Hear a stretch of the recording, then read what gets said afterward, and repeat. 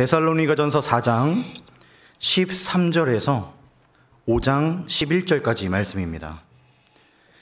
데살로니가전서 4장 13절에서 5장 11절까지의 말씀입니다. 오늘 본문을 저와 여러분이 한 절씩 교독하도록 하겠습니다. 이것은 하나님의 말씀입니다. 형제들아, 자는 자들에게 관하여는 너희가 알지 못함을 우리가 원하지 아니하노니 이는 소망 없는 다른 이와 같이 슬퍼하지 않게 하려 함이라. 이와 같이 예수 안에서 자는 자들도 하나님이 그와 함께 데리고 오시리라.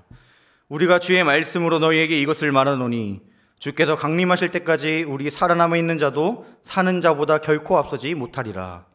주께서 호령과 천사장의 소리와 하나님의 나팔 소리로 친히 하늘로부터 강림하시리니 그리스도 안에서 죽은 자들이 먼저 일어나고 그 후에 우리 살아남은 자들도 그들과 함께 구름 속으로 끌어올려 공중에서 주를 영접하게 하시리니 그리하여 우리가 항상 주와 함께 있으리라. 이러한 말로 서로 위로하라. 형제들아, 때와 시기에 관하여는 너희에게 쓸 것이 없음은 주의 날이 밤에 도둑같이 이를 줄을 너희 자신이 자세히 알기 때문이라. 그들이 평안하다 안전하다 할 그때에 임신한 여자에게 해산이 고통이 이른 것 같이 멸망이 갑자기 그들에게 이르리니 결코 피하지 못하리라. 형제들아, 너희는 어둠에 있지 아니하며 그날이 도둑같이 너희에게 임하지 못하리니 너희는 다 빛의 아들이요 낮의 아들이라. 우리가 밤이나 어둠에 속하지 아니하나니 그러므로 우리는 다른 이들과 같이 자지 말고 오직 깨어 정신을 차릴지라. 자는 자들은 밤에 자고 취하는 자들은 밤에 취하되 우리는 낮에 속하였으니 정신을 차리고 믿음과 사랑의 호심병을 붙이고 구원의 소망의 투구를 쓰자. 하나님이 우리를 세우심은 노하심에 이르게 하심이 아니요 오직 우리 주 예수 그리스도로 말미암아 구원을 받게 하려 하심이라.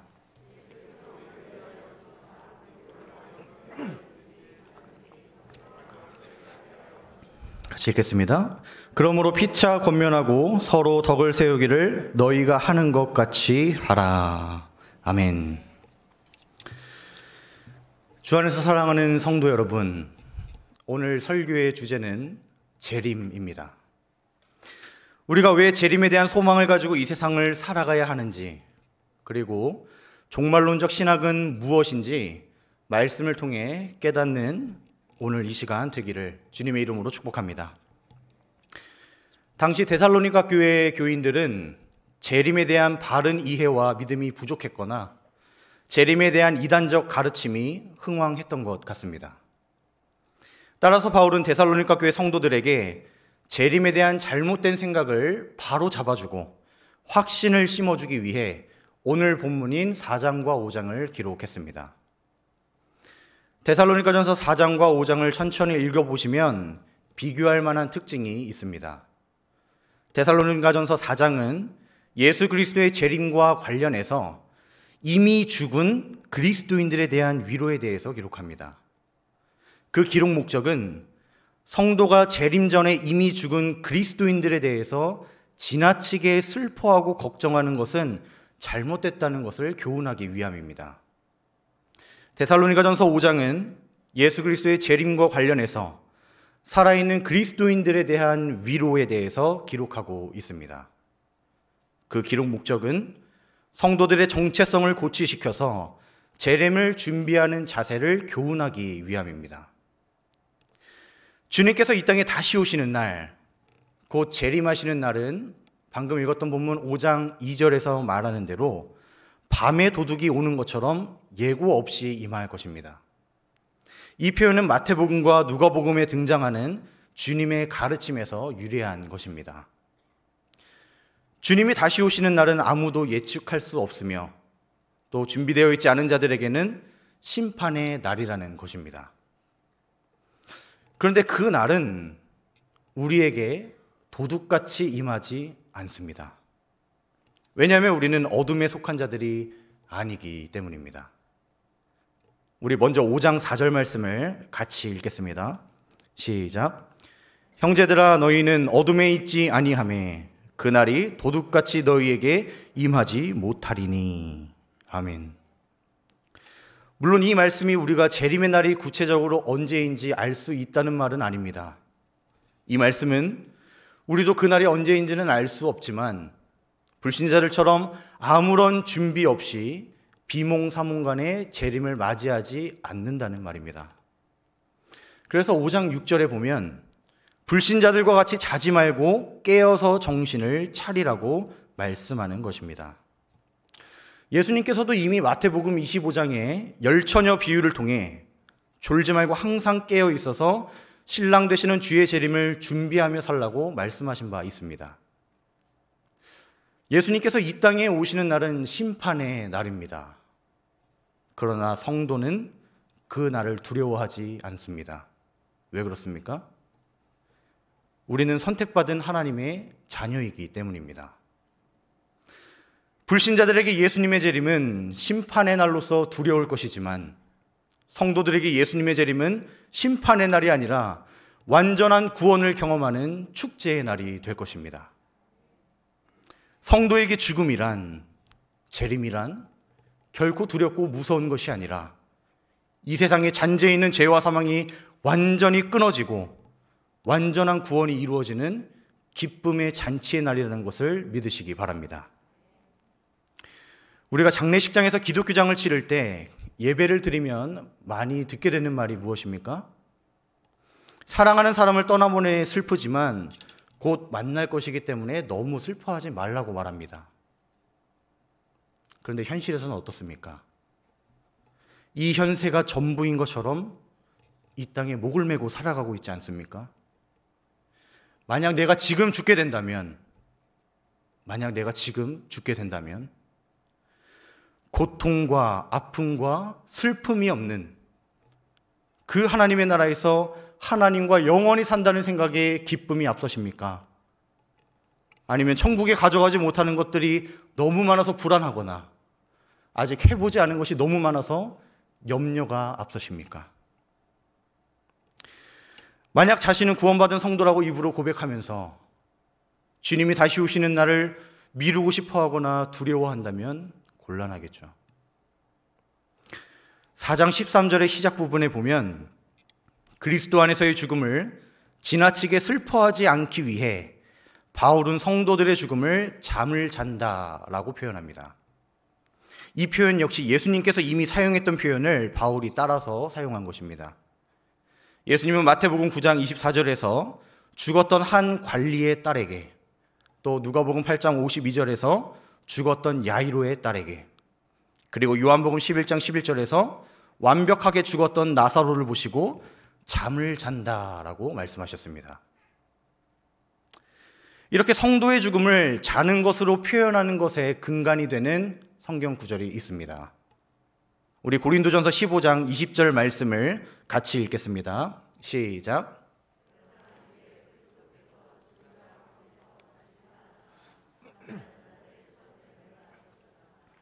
아멘.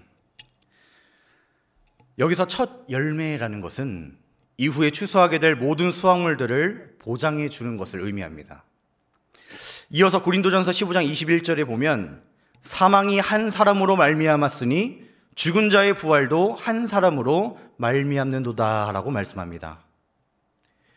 이는 첫 열매라는 표현처럼 대표성을 의미하는데요, 그 다음 구절에서 그 한 사람이 각각 누구인지 더 자세하고 명확하게 소개하고 있습니다. 아담 안에서 모든 사람이 죽은 것 같이 그리스도 안에서 모든 사람이 삶을 얻으리라. 로마서 5장 19절에서도 이와 똑같은 말씀을 하고 있습니다. 한 사람이 순종하지 아니함으로 많은 사람이 죄인 된 것 같이 한 사람이 순종하심으로 많은 사람이 의인이 되리라. 우리는 인류의 첫 열매였던 아담이 범죄함으로 콩 심은 데 콩 나듯이 이후에 맺히는 열매들, 즉 아담 이후에 태어난 모든 인간은 태어날 때부터 죄성을 가지고 태어납니다. 이와 마찬가지로 둘째 아담이신 예수 그리스도께서 아담이 실패했던 율법을 온전히 순종하심으로 그 이후에 맺히는 열매들, 즉 예수 그리스도를 믿는 성도는 예수님의 의를 받게 됩니다. 예수님께서 율법을 온전히 순종하신 것이 마치 우리가 했던 것처럼 여겨주시는 겁니다. 따라서 23절에 보면 먼저는 첫 열매인 그리스도께서 부활하시고 그 다음에는 주님이 다시 오실 때에 그리스도에게 속한 자들도 부활의 열매를 맺는다고 말씀합니다. 그래서 주님은 구약의 성도들이 이미 죽었다고 해도 하나님께 속한 자들이라면 그들도 자신처럼 다시 부활할 거라는 것을 아셨기 때문에 성도의 죽음을 잠을 잔다라고 표현하신 겁니다. 나아가 우리를 다시 살리시는 주체는 첫 열매 되시는 우리 주 예수 그리스도입니다. 아까도 언급했지만 요한복음 11장 11절에서는 주님이 나사로를 살리실 때 이렇게 말씀하셨습니다. 우리 친구 나사로가 잠들었도다. 그러나 내가 깨우러 가노라. 우리 주님께서는 첫 열매 되실 뿐만 아니라 우리를 살리시고 부활시켜서 새롭게 해주실 것입니다. 이 사실을 믿으시기 바랍니다. 이번에는 4장 13절 말씀의 후반부를 보겠습니다. 바울은 성도들의 죽음을 대할 때 소망 없는 다른 이와 같이 슬퍼하지 말라고 권면하고 있습니다. 이 말씀은 죽은 자들을 위해서 아예 슬퍼하지 말라는 말이 아닙니다. 슬픔이란 감정은 인간의 본성이기에 오히려 사랑하는 사람의 죽음을 보고도 슬퍼하지 않는다면 오히려 그것이 비정상입니다. 예수님도 죽은 나사로를 보시고 심령의 비통함을 느끼셔서 그의 무덤 앞에서 우셨습니다. 바울이 여기서 죽음을 슬퍼하지 말라고 말한 것은 소망이 없는 다른이 불신자들처럼 지나치게 슬퍼하지 말라는 것을 의미합니다. 세상 사람들은 죽음을 완전한 끝으로 생각합니다. 특별히 유교 문화에 기반한 우리나라의 이전 관습에 의하면 초상이 난 날로부터 만 2년 동안 상복을 입고 지내며 매월 초하루와 보름날 아침에 제사를 지냈다고 합니다. 지금은 그렇게까지는 못하지만 49제를 치르며 그 기간만큼 영정사진을 보며 매일 슬픔에 빠집니다. 물론 칼로 물을 자르듯이 슬픔이란 감정을 마음대로 스스로 끝낼 수는 없죠. 사랑한 만큼 슬퍼하는 것은 당연한 것입니다. 하지만 그리스도 안에서 잠자는 우리에게는 소망이 하나 있습니다. 그것은 반드시 잠에서 깨어나 그리스도 안에서 다시 만나게 될 것이라는 소망입니다. 잠에서 깨어나는 그날이 언제입니까? 우리 주 예수 그리스도께서 이 땅에 다시 오시는 그날입니다. 제가 방금 세상 사람들은 죽음 이후에 끝이라고 여긴다고 했는데 정확하게 말하면 세상 사람들도 죽음 이후에 끝이 아니죠. 불신자들도 죽음 이후에 우리와 같이 영원을 살게 됩니다. 성도와 불신자 모두 동일한 영혼을 살아가는데 차이가 무엇입니까? 성도는 영생, 곧 영원한 생명을 살아가게 되고 불신자들은 영벌, 곧 영원한 벌을 받게 됩니다.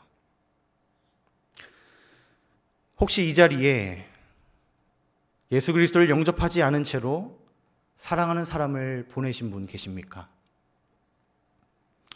살아생전 그분께 복음을 전하지 못한 채로 이별을 맞이하고 낙심해 있는 분 혹시 계십니까? 혹시 계시다면 이 시간 먼저 주님의 평강과 사람이 줄 수 없는 하늘의 위로를 구합니다. 그리고 더 이상 자책하지 마시고 또 똑같은 후회를 반복하기 전에 지금이라도 주위에 복음을 모르는 사랑하는 사람들을 위해 복음을 증거하며 살아가시기를 주님의 이름으로 축복합니다. 우린 지금까지 재림에 대한 소망에 대해서 살펴봤습니다. 예수님께서 다시 오시는 날 죽었던 성도들이 모두 살아나 기쁨의 제회를 하고 그들과 함께 천국에서 사랑하는 우리 주님과 함께 영원히 살게 될 것입니다. 그렇기 때문에 우리는 재림에 대한 소망을 가지고 그날을 고대하며 이 세상을 살아가야 합니다. 이제는 종말론적 신앙이 무엇인지 우리 삶에 있어서 실천적인 적용 부분을 함께 상고해 보고자 합니다. 종말론이라는 말은 신자와 불신자를 막론하고 한 번쯤은 들어보셨을 겁니다. 그렇다면 종말의 의미가 무엇입니까? 단어적 의미로는 세상의 끝, 시간의 마지막입니다.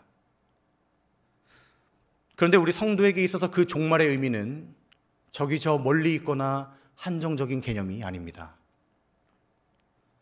우리에게 종말은 바로 지금 이 순간입니다. 완성을 향해 전진해 간다는 측면에서 매일의 삶이 우리에게 종말입니다. 사실 말씀이 육신이 되어 하나님의 아들이 인간의 몸을 입고 이 땅에 오신 이후부터 하나님의 나라는 이미 우리에게 임했습니다. 우리는 그저 예수 그리스도의 십자가 공로를 의지하여 이미 소유한 그 하나님의 나라를 누리기만 하면 되는 것입니다. 하나님의 나라가 이미 임했기 때문에 동시에 종말도 시작이 된 겁니다. 요한계시록의 말씀처럼 우리 주님은 알파와 오메가, 즉 시작과 끝이 되시는 분입니다. 따라서 예수 그리스도께서 이 땅에 첫 번째 오심으로 하나님의 나라와 함께 종말이 시작되었고, 예수 그리스도께서 이 땅에 두 번째 오시는 날 종말이 끝나는 것입니다. 하나님 나라는 예수님께서 이 땅에 처음 오신 초림으로 인해 이미 우리에게 임했지만, 우리는 이 세상에서 육신에 속해 있는 한 아직 완전한 하나님의 나라를 누릴 수는 없습니다. 이 세상에서 죄의 지배를 받고 있기 때문인데요. 하나님의 나라가 완성이 되는 날은 모든 죄와 사망이 끊어지고 심판의 날이 임하는 재림의 날입니다. 비로소 그때 하나님의 나라는 완전해지며 우리는 영화로운 단계에 들어가게 될 것입니다. 우리는 이렇게 이미 임한 하나님의 나라와 아직 완성되지 않은 하나님의 나라, 이 중첩된 시기를 살아갈 때 어떤 자세를 가지고 살아가야 할까요? 영어로 이런 표현이 있습니다. In the world, but not of the world. 우리는 세상 속에 살아가지만 세상에 속한 자들이 아니라는 말이죠. 사실 이 표현이 있기 전부터 바울이 이와 비슷한 표현을 이미 한 적이 있습니다. 우리 에베소서 1장 21절 말씀을 같이 읽도록 하겠습니다. 시작.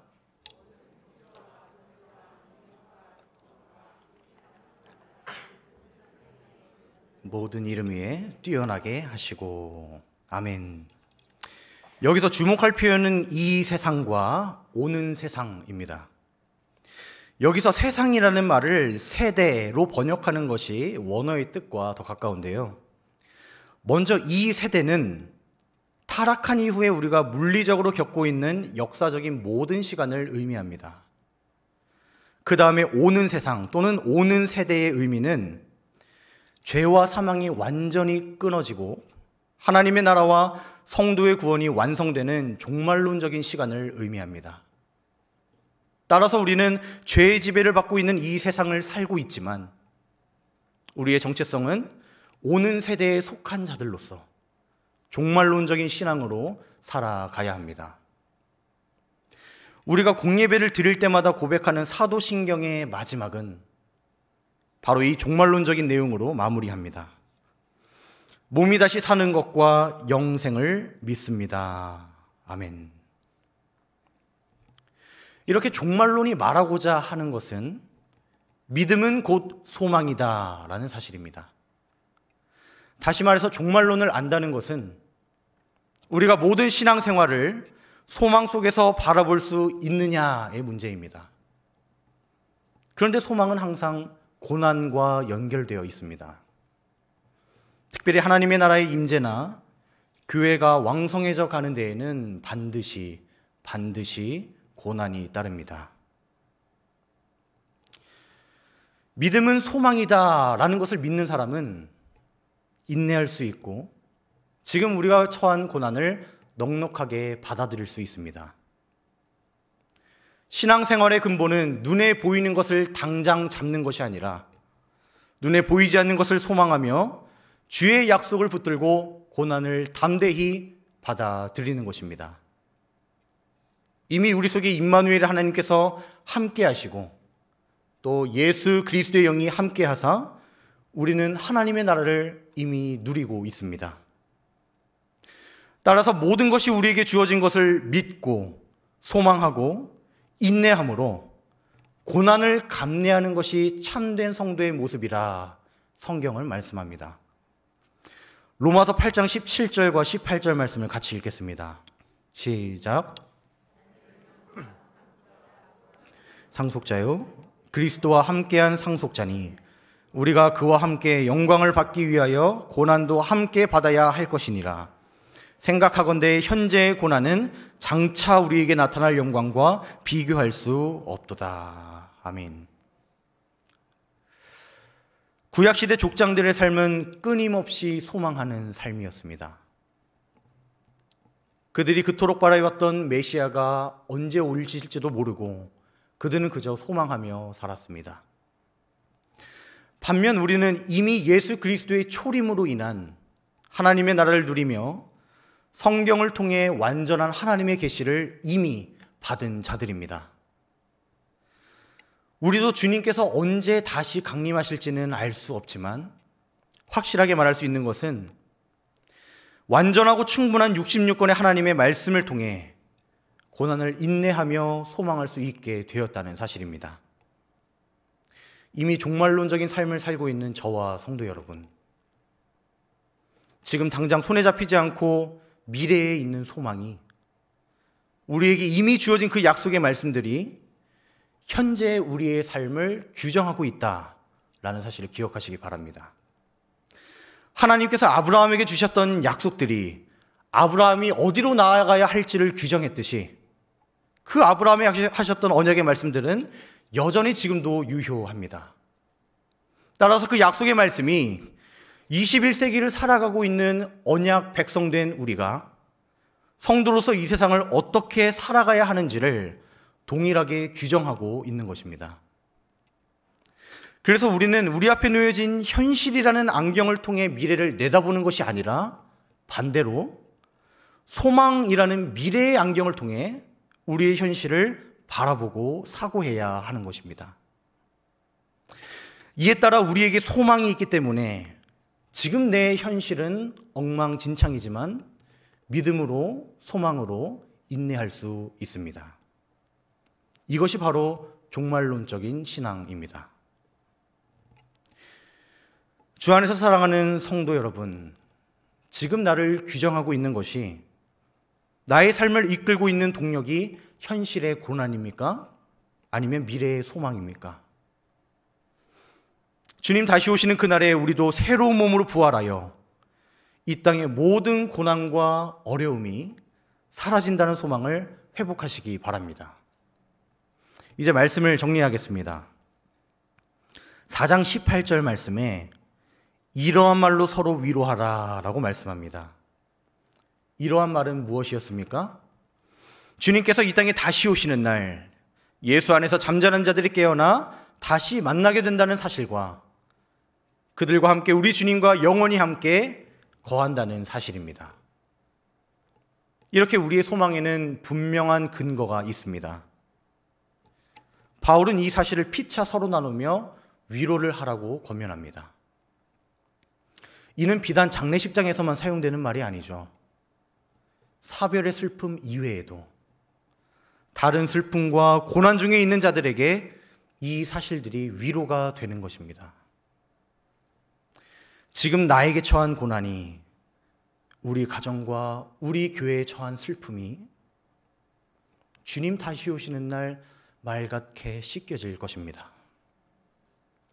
그날이 오기를 소망하며 이 세상을 종말론적인 신앙으로 고난을 인내하며 살아가는 저와 성도님들 되시기를 주님의 이름으로 축복합니다. 재림에 대한 소망과 종말론적 신앙을 가지고 살아간다면 우리가 삶을 대처하는 자세는 달라질 수밖에 없습니다. 현실의 문제 너머에 우리의 소망 되시는 오직 예수 그리스도만 바라보시기 바랍니다. 우리 주 예수 그리스도께서 이 땅에 다시 오시는 날 모든 것을 새롭게 하실 것입니다. 아멘.